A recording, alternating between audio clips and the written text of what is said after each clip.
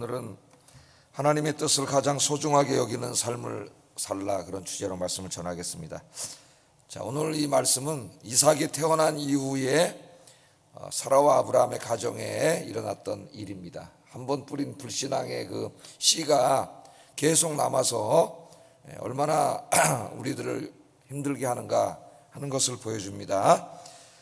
자, 사라가 90살에 이삭을 얻었습니다. 아브라함은 100세고 너무 기뻤죠. 이름도 하나님이 이삭이라고 이렇게 지어주셨어요. 그러니까 웃는다는 말입니다.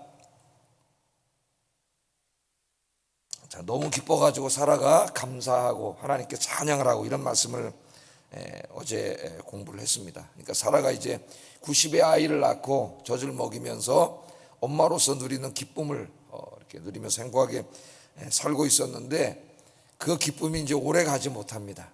오늘 본문에 보면 이제 그 기쁨이 깨지는데 어떤 일이 있었는가? 8절 9절 한번 읽어보겠습니다. 시작.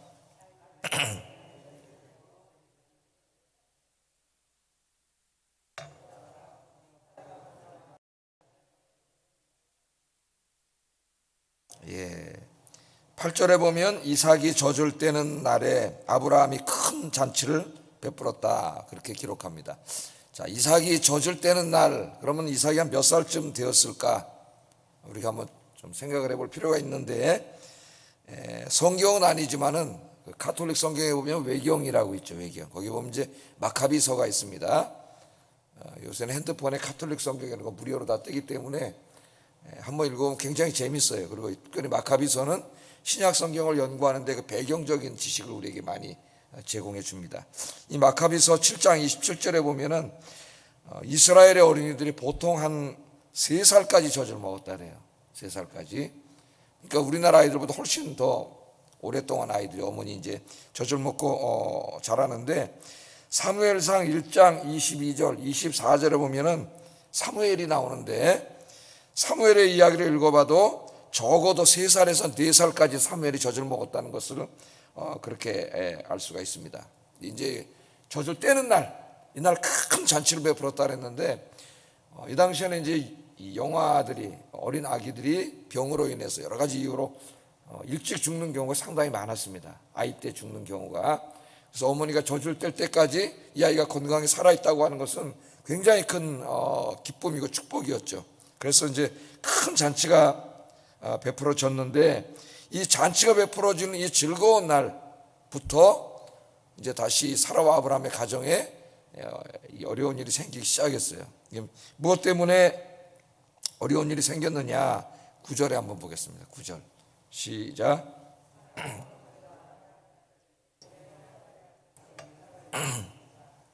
예, 어느 날 사라가 이제 이렇게 집을 왔다 갔다 하면서 보고 있는데, 이때 한 3살이나 4살 정도 된 꼬마죠, 이삭은. 근데 이렇게 보니까 하갈의 아들 이삭이, 이스마엘은 이미 태어났잖아요. 예? 장자로 있는데 이스마엘이 이삭을 놀리는 걸 본 거죠. 놀리는 걸 본 겁니다.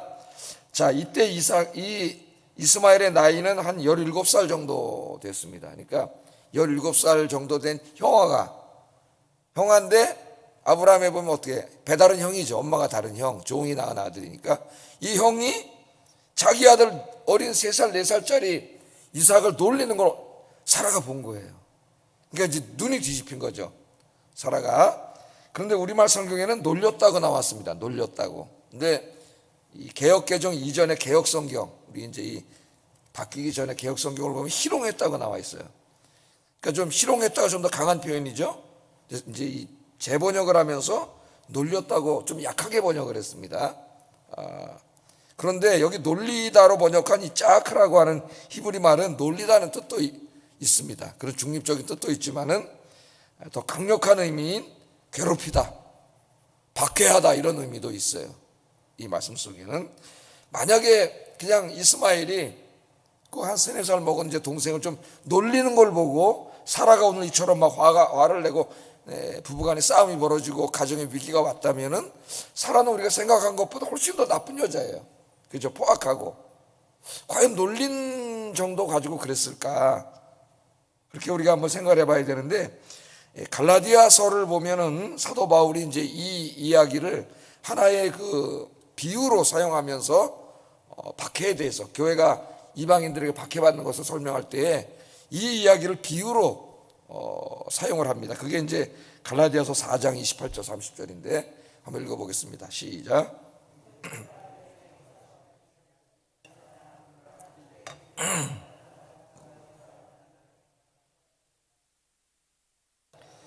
그러나 성경이 무엇을 말하느냐?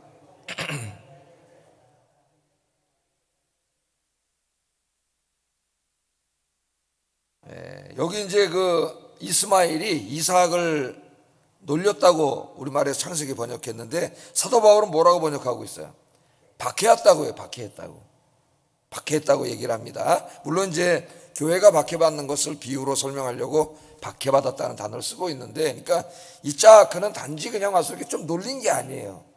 조금 놀렸는데 그냥 사라가 막 이렇게 하고 아브라함과 싸우고 가정에 위기가 오고 막 이렇게 됐다면은 우리는 이때까지 읽어왔던 사라와 좀 너무나 다른 사라의 모습을 보게 되지요. 그러니까 이거는 괴롭힌 거예요. 17살 먹은 이제 우리나라 말하면 고등학교 1, 2학년 정도 된 형이 여기 유치원 다니는 3살, 4살 꼬마를 부모님 안 보이는데 끌고 가지고 거기서 막 때리고 막 어떻게 발로 찼는지 하여튼 굉장히 심하게 괴롭힌 겁니다. 그냥 놀린 게 아니에요. 좀 번역할 때 이런 걸 좀 다 고려해서 번역을 했으면 좋은데, 차라리 지난번 번역에 희롱했다가 좀 나아요. 희롱했다도 좀 약한 표현입니다. 바울이 박해했다고 번역을 한 걸로 봐서는 굉장히 괴롭힌 거예요. 때리고 막 쥐어박고 막 그렇게 한 겁니다. 그걸 이제 본 거죠. 여러분이 한번 살아라고 한번 생각을 해보세요. 이 어떤 자식이에요? 내가 90살에 이 난 자식인데 이제 젖을 때 가지고 많은 꼬마, 근데 그걸 17살 먹은 놈이 가서 부모님 안 보는 데 가서 막 때리고 못 살게 굴고 괴롭히면 같은 집에서 어떻게 살겠어요? 걔가 엄마 아빠가 안 보이는 데서 또 때릴 텐데. 그러니까 이제 막 사라가 이제 여기서 화가 나고 막 그런 모습을 오늘 본문이 보여주고 있습니다. 자, 그런데 여러분 한번 이거 생각을 해보세요. 이스마엘이 왜 때렸겠어요? 제 낳기 전까지는 누가 아들이야? 자기가 유일한 아들이에요. 그렇게 13년 4년 동안 엄마 사라에게는 몰라도 아버지 아브라함에게는 굉장히 사랑을 받고 자랐단 말이에요. 이스마엘을 낳고도 한 13살 14살까지는 아들이 없었어요, 아브라함이. 그러니까 어쩌면 아브라함의 마음속에 계속해가지고 이스마엘이 장남이라고 생각해 왔는지도 모릅니다.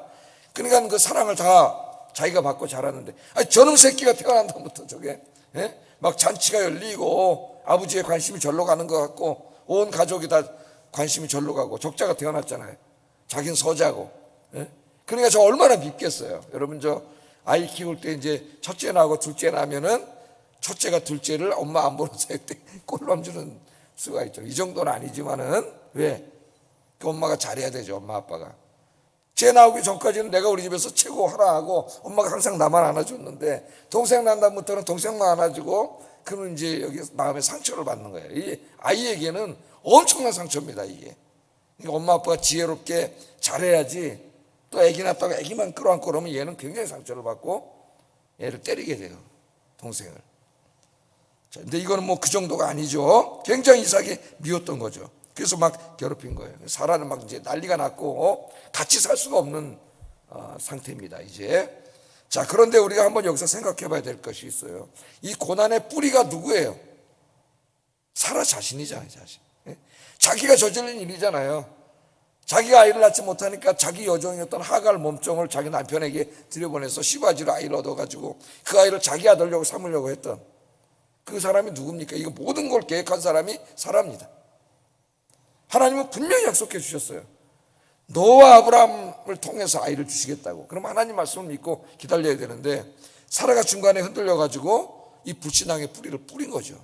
그러니까 성경의 법칙은 뿌린 대로 거둡니다. 뿌린 대로. 갈라디아서 6장 8절 하나님의 법칙이에요. 한번 읽어보겠습니다. 시작.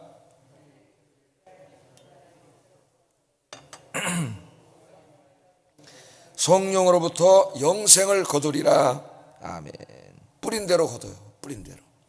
이거 뭐 농사의 법칙이죠. 어제 제가 사도 바울은 설교할 때 비유를 굉장히 많이 말했다 그랬죠. 한 67번 학자들의 연구에 의하면 비유를 말했다 그랬는데, 그것은 성도들에게, 설교를 듣는 사람들이 지루하지 않으면서도 더 생동감 있게, 더 설득력 있게 머릿속에 쏙쏙 들어와서 잊어먹지 않도록 이 비유, 그림 언어 이런 걸 굉장히 많이 사용한 사람입니다. 군사 용어, 스포츠 용어, 농사 용어, 또 건축, 당시에 사람들이 살아갔던 말을 굉장히 많이 쓴 사람인데 여기 또 씨 뿌리는 비유에다 비유했어요. 씨 뿌리면 어떻게 돼요? 그 누구나 머리에 쏙 들어오잖아요. 사과 씨 뿌리면 사과 나지, 뭐 땅 배가 나오겠어요 거기서? 수박 씨 뿌리면 수박이 나지. 예? 호박 씨 뿌리면 호박이 나고, 호박 씨 뿌려놓고 수박 나기를 기다리면 도둑놈이죠. 그건 나오지 않습니다. 우리 인생도 똑같다는 거예요. 똑같아요. 육체를 위하여 심는 자는 육체로부터 썩어질 것을 거두고, 성령을 위하여 심는 자는 성령으로부터 영생을 거둔다 그랬어요. 그러니까 우리의 인생을 씨 뿌리는 데다 비유하는 겁니다. 우리가 살아가면서 24시간 하루에 우리에게 주어졌는데, 우리가 여기 살아가는 모든 삶은 결국 씨를 뿌리는 거예요.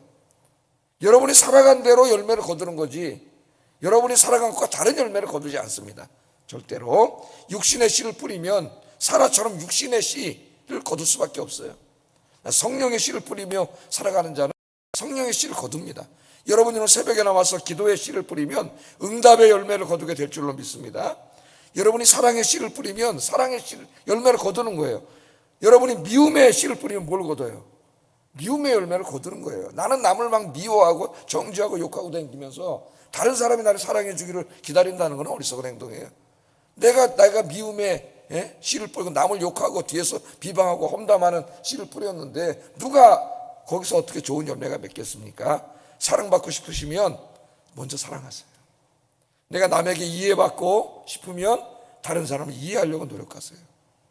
여러분이 마음의 평화를 원하면 여러분이 먼저 다른 사람과 평화롭게 사세요.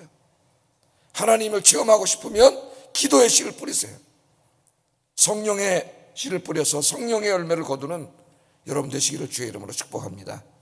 얼마나 설교를 잘하나. 우리 인생의 삶이 농부가 씨 뿌리는 것 같다.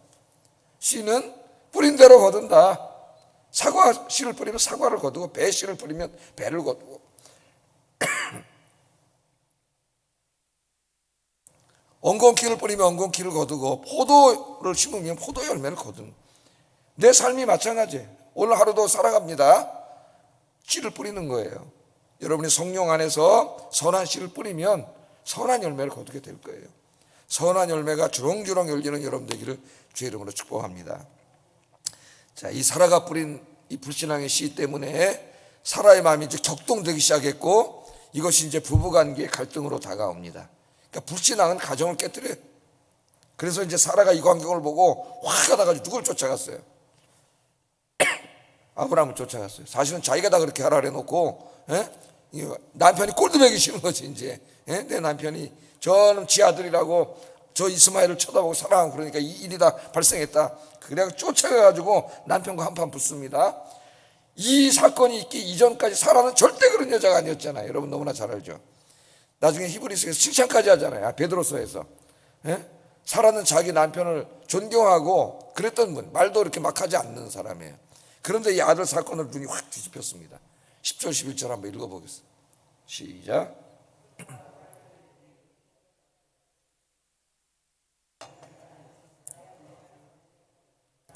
아브라함이 그의 아들로 말미암아 그 일이 매우 근심이 되었더라. 그러니까 여러분, 화가 났을 때는 가급적이면 말하지 마세요. 부부 사이에도, 성도 간에도. 화가 나면 어떻게 돼? 말실수를 합니다. 화가 난 상태에서 말하면 어떤 말이 나와요? 독한 말이 나와요. 격한 말이 나오고, 이 말은 한번 뱉으면 주워 담을 수 없습니다. 그 말을 듣는 사람이 가슴에 확 비수를 꽂게 돼요. 그러니까 화가 나면 실수해요. 그러니까 화나면 말하지 마세요. 그래서 요새는 좀 이제 카톡 같은 거 있어가지고 자기 감정을 좀 이렇게 내려앉힌 다음에 문자로도 이렇게 보낼 수 있고, 그런데 화났을 때 얘기하면 반드시 실수하고, 그때 한 격한 말은 큰 상처를 남기고 절대 없어지지 않아요. 그게 다시 확 올라오고, 다음번에 또 이제 잊어먹고 살다가 비슷한 행동을 이제 자기 배우자가 하게 되면 또 이전 게 생각나가지고 확 올라오죠. 그래서 이게 이제 우리의 인생이 계속 쌓이게 돼요. 자, 이 사라가 몹시 흥분했다고 하는 것은 우리 두 군데서 포착할 수가 있는데, 이 한 가지는 뭐냐면 사라가 하갈과 이스마엘을 이름을 부르지 않고 그들을 여종과 여종의 아들로 비하해서 부른다는 거죠. 우리가 화가 나면 고운 말로 안 부르죠. 남편 간에서 여보 당신 그러다가 화가 나면 뭐라 그래요? 네가 막 그러고 갑자기 막 저 못된 놈은 상소리도 하고 막 이런 소리가 막 나오지 않습니까? 그런 것이 하나 보이고, 하나는 남편에게 항상 순종하고 그렇게 살았던 이 여인이 오늘 가서 남편에게 소리 지르면서 명령조로 막 퍼붓고 있는 거죠. 가정 이런 문제가 벌어졌습니다. 조용하게 대화한 게 아닙니다. 화가 나가지고 자기 아들 때리는 걸 보고 남편한테 찾아가서 광교로 들어가가지고 이제 막 그냥 막 퍼붓고 싸움이 벌어진 거예요. 오늘 제가 이 부분도 자세히 설교를 할 수 있지만은 이 부분 간단하게 짚고 이렇게 넘어가겠습니다. 사라가 그렇게 했을 때 아브라함이 근심했다고 오늘 번역 그렇게 해놨어요. 근심했다. 히브리 말로 라라는 말인데, 근심했다는 말은 근심하다는 말보다는 마음이 상했다는 말이에요. 좀 다르게 번역했으면 좋겠어요. 마음이 상한 거예요. 막 쫓아 들어와가지고 막 퍼부니까 갑자기 아브라함도 기분이 어떻게 한 거예요? 마음이 근심한 정도가 아닙니다. 마음이 상하고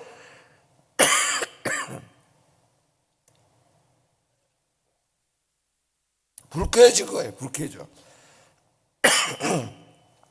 그러니까 이 WBC 이제 창세기 주석을 썼던 고든 웨남은 이 부분에서 아브라함의 격정적인 감정을 드러낸 거지, 단지 근심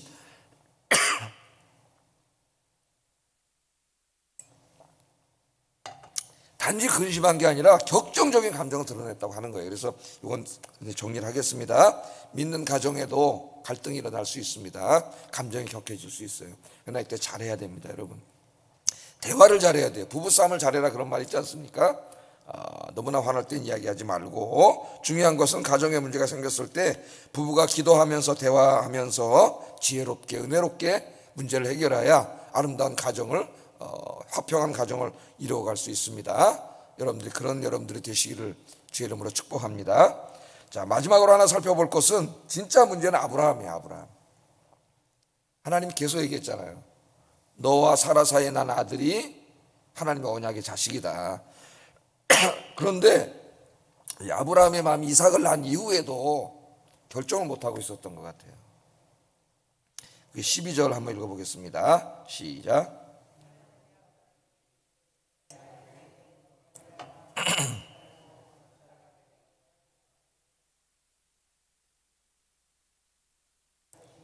아멘.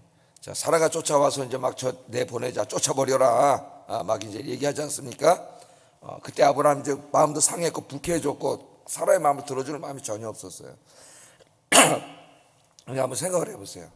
계속 시간이 지날수록 부부간도 계속 갈라지고 있고, 사라는 화가 나서 퍼붓고 막 아브라함도 마음이 상해가지고 얘기도 안 하고 아브라함의 마음속에는 이스마엘일지 이삭일지 결정도 안 한 상태고 막 이런 가운데 있을 때 하나님이 찾아오신 거예요. 찾아오셔서 사라가 말한 대로 하라는 거예요. 이스마엘을 멀리 내보내라는 거죠. 하갈과 이스마엘을 그렇게 말하면서 하나님의 약속이 이삭을 통해 이루어질 것이라는 것을 하나님 다시 얘기해 줍니다. 아브라함에게. 그러니까 아브라함 마음이 아직도 결정이 안 됐다는 거예요. 그러니까 이게 아브라함의 문제예요.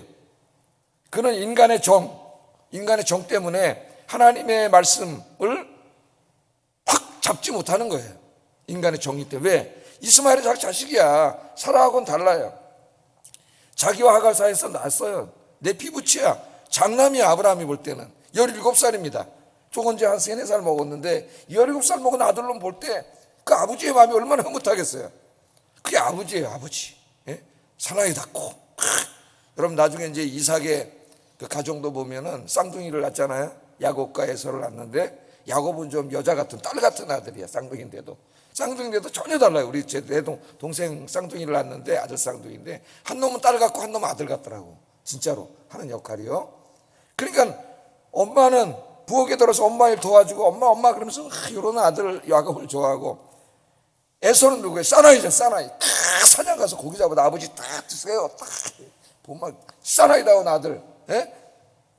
아버지는 그런 아들을 좋아해요. 사실은 아들. 그러니까 엄마 아버지가 이게 나뉜 거예요. 그런 아들을 볼 때, 예서를 볼 때 이삭의 마음이 흐뭇하잖아요. 근데 하나님은 이미 하나님 약속은 야곱을 통해서 이루어질 거라고 엄마 뱃속부터 하나님이 약속을 해줬잖아요. 근데 흔들리는 거야 보면서. 아버지 이삭은 저 여자 걔 집에 갖고 그냥 이 배 별로 보기 싫어. 애서 같지만 털이 막 나고 막 사냥해 잡아오는 사라이 아들을 좋아하는 거죠. 아버지는 사라이 같은 아들을. 지금 저에게도 좀 그런 게 있더라고요. 우리 아들 좀 이제 얌전한 편인데 그런 게 저에게도 어떻게 보면 좀 있더라고요. 자, 오늘 여기 아브라함도 마찬가지예요. 하나님이 약속하셨잖아. 이삭을 통해서 주신다고.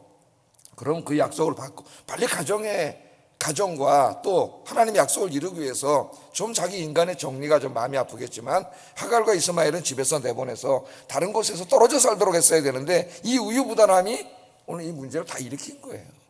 하나님의 말씀보다 인간의 정을 더 소중하게 여긴 거죠.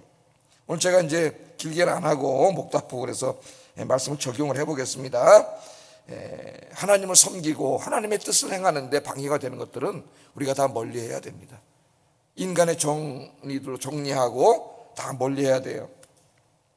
그래서 쟁기를 잡고 뒤를 보는 자는 하나님의 날에 합당하지 않다 그랬고, 나중에 베드로가 예수님에게 이런 얘기를 합니다. 마태복음 19장 29절 한번 읽어보겠습니다. 시작.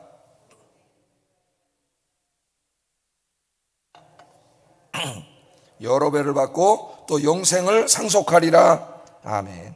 또 내 이름을 위하여 집이나 형제나 자매나 부모나 자식이나 전토를 벌인 자마다 여러 배를 받고 영생을 상속하리라. 누가 하신 말씀이에요? 베드로에게 예수님이 하신 말씀이죠. 그래서 주님을 섬기는 데 방해가 되는 것들, 또 주님을 예배하고 섬기고 봉사하고 전도하고 그러는데 방해가 되는 것들, 그런 인간적인 어떤 정리들을 오늘 이 아침을 통해서 다 정리하고 내 마음속에서 내보내고 하나님의 뜻을 내 인생에서 가장 소중하게 여기며 살아가시는 여러분 되기를 주의 이름으로 축복합니다. 기도하겠습니다. 자, 오늘 말씀을 생각하면서 요약하고 기도합니다.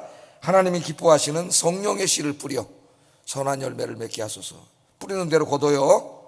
오늘부터 잘 뿌려야 됩니다. 두 번째, 하나님을 섬기고 하나님의 뜻을 행하는데 방해가 되는 것들을 다 정리하고 멀리하게 하소서. 반드시 정리해야 됩니다. 세 번째, 부부간에 의사소통할 때 은혜로운 의사소통을 함으로 화목한 가정을 이루게 하소서. 기도하겠습니다.